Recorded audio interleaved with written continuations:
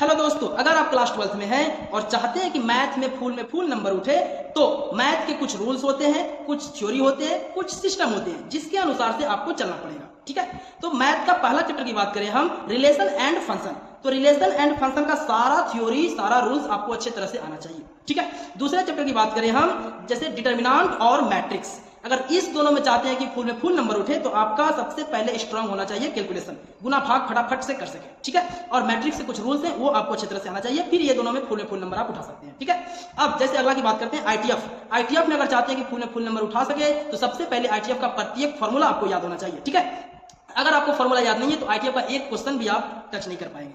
अब अगले की बात करें, जो मैथ का सान मान सब कुछ है ना, जैसे कि डिफरेंशिएशन और इंटीग्रेशन। ठीक है, तो ये दोनों का जो रूल्स और जो थ्योरी है, वो सब एक दूसरे से रिलेटेड है। ठीक है, तो ये दोनों का पूरे अच्छे तरह से रूल्स और कॉन्सेप्ट कि कब कहां पर क्या लेंगे, कब कहां पे कौन सा फॉर्मूला लगेगा, कब हमको पता कैसे चलेगा कि यहां पर कौन सा हम लोग थ्योरी लगाने वाले हैं, तो ये सब अच्छे तरह से क्लियर होना चाहिए, फिर आप ये दोनों का फुल मार्क्स उठा सकते हैं इस दोनों में। ठीक है, अब अगले की बात करते हैं वेक्टर। जैसे वेक्टर तो आप फिजिक्स 11th में पढ़े होंगे, कोई वेक्टर यहाँ भी है, बस थोड़ा सा ज्यादा। ठीक है, अब चलते हैं 3D तो आप क्लास 10th में भी पढ़े हैं, क्लास 11th में भी पढ़े हैं और क्लास 12th में भी पढ़े हैं। तो क्लास 12th में कुछ ज्यादा क्या पढ़ेंगे, जैसे शॉर्टेज डिस्टेंस का फॉर्मूला हो गया, ये सब। और सबसे कंफ्यूजन क्लास 12th में 3D की ज्योमेट्री में ये है, प्लेन और लाइन। यहां पर बच्चे अक्सर आकर फंस जाते हैं कि प्लेन का फॉर्मूला कहां लगाएंगे, लाइन का फॉर्मूला कहां पर लगाएंगे। तो इसका अच्छे कॉन्सेप्ट होते हैं, अच्छे रूल्स होते हैं, वो आपको पता होना चाहिए। ठीक है, तब जाकर आप आसानी से लगा सकते हैं प्लेन का फॉर्मूला प्लेन में, लाइन का फॉर्मूला लाइन। नहीं तो आप अच्छे तरह अगर क्लियर नहीं है आपका, तो आप कंफ्यूज जाइएगा। अगर आपका अच्छे तरह से क्लियर है, तो आप इसमें आसानी से नंबर फुल उठा सकते हैं।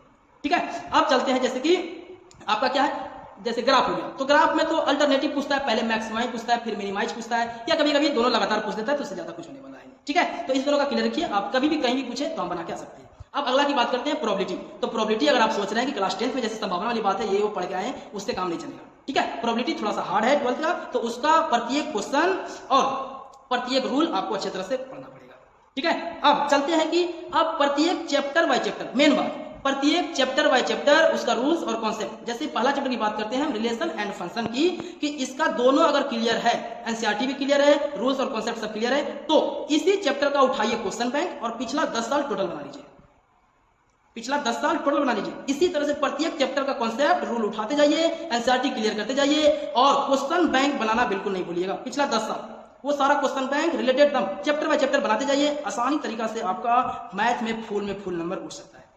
ठीक है, अगर आप इतना करते हैं तो। ऐसे ही जानकारी जानने के लिए आप जुड़िए हमारे साथ SG पाठशाला घोगा के साथ। तब तक के लिए थैंक यू।